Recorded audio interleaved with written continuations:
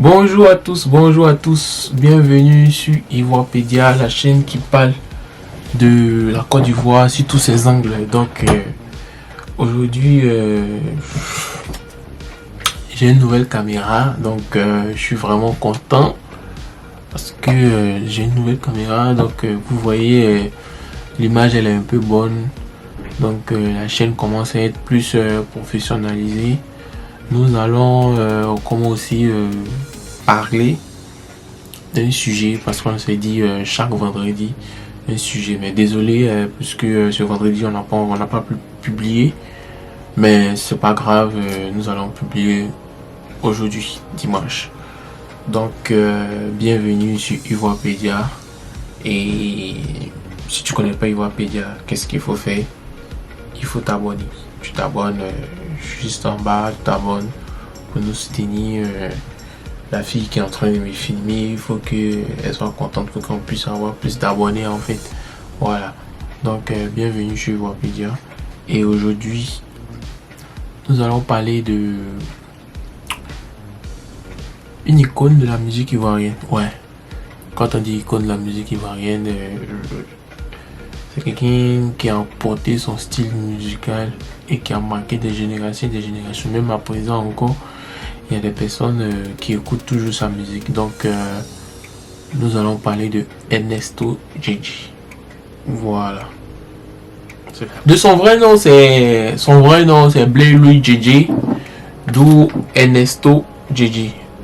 Voilà. Donc il a fait le style Ernesto Gigi. Bon, même si je ne l'ai pas connu, mais par son nom, tu entends que c'est un monsieur qui était cool.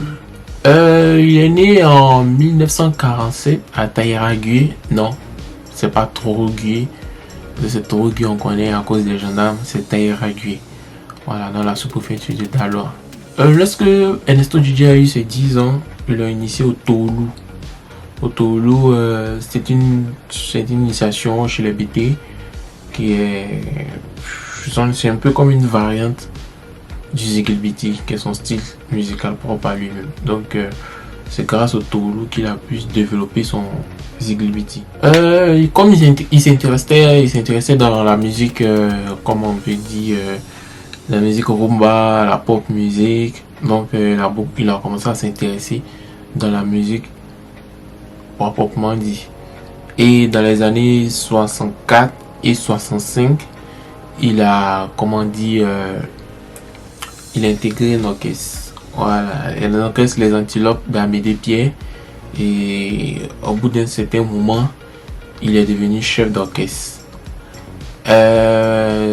D'où son talent, donc il était vraiment fort.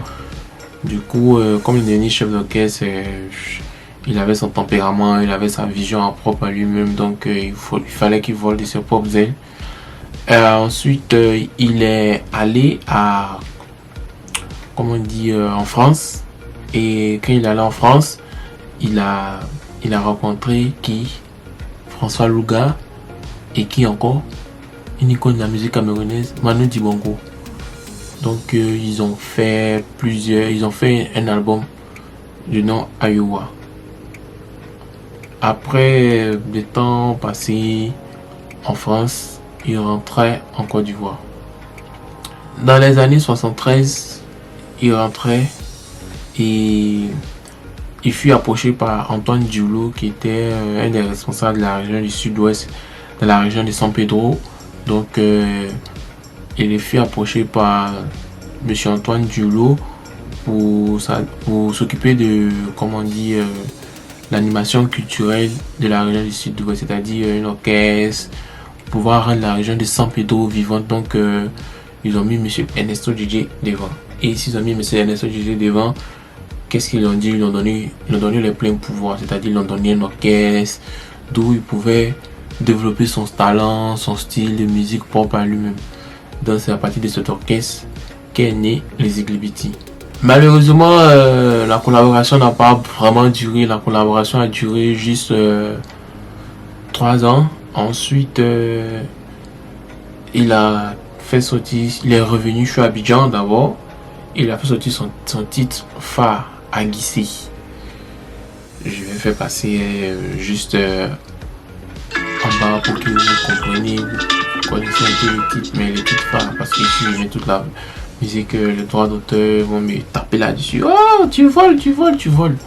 Oh, c'est pas ce qu'on veut en fait. Donc, avec ABC, il a fait ce titre qui était un titre qui était un succès national. Et il est devenu l'artiste préféré du président Félix Houphouët-Boigny grâce à ce titre. Ensuite, il s'est pas arrêté là. Il a fait sortir un nouveau morceau du nom de Ziboté. Ziboté, avec le bocage de la tête, il a fait comme ça. Nous, c'est tout ce que nous apprenons de notre vidéo. C'est pour ça qu'on a fait des recherches pour comprendre pourquoi les parents les mettant, pourquoi c'était l'artiste préféré du président Félix Houphouët-Boigny. Donc,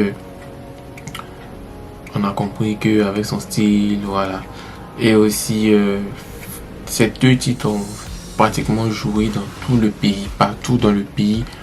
On ne jouait que les musiques d'Ernesto DJ, si c'est pas Guissé, c'est Ziboté. Donc, il était devenu une star nationale. Ensuite, il a formé plein d'artistes. Les artistes que nous connaissons. Selon vous, je vous donne 2 secondes. Donnez-moi des artistes que M. Ernesto DJ les a formés. Bon, les 2 secondes sont passées. Donc, John Yali, Johnny Lafleur, Luxon Pado, Blissy Tebil, Gabo Steak. Vous voyez aussi qu'ils sont des poids lourds. Donc, vous comprenez l'importance d'Ernesto DJ et l'impact qu'Ernesto DJ a eu dans la musique en fait. Voilà, donc c'est vraiment une icône du peuple BT et de la musique ivoirienne. Malheureusement, dans les années 83, il est décédé. Du coup, ça fait une fin brutale, mais bon, on peut dire que c'est la vie. Donc, il est décédé et c'est ce qui a fait qu'on n'a pas vraiment, la nouvelle génération des années 90 n'a pas vraiment connu et apprécié Ernesto DJ. Mais bon, de toutes les façons, avec ce que les parents et les aînés disent, nous tous on peut qu'apprécier Ernesto DJ. Donc c'était un peu ça pour vous parler d'Ernesto DJ. Et aussi n'oubliez pas de vous abonner, car c'est très important pour nous et pour la chaîne. Abonnez, partagez à vos amis, faites connaître la Côte d'Ivoire. Il y a plein de vidéos. On va vous proposer des vidéos juste après cette vidéo et vous pouvez les regarder pour connaître plus de la Côte d'Ivoire. Et merci et passez une très bonne journée ou soirée selon votre position.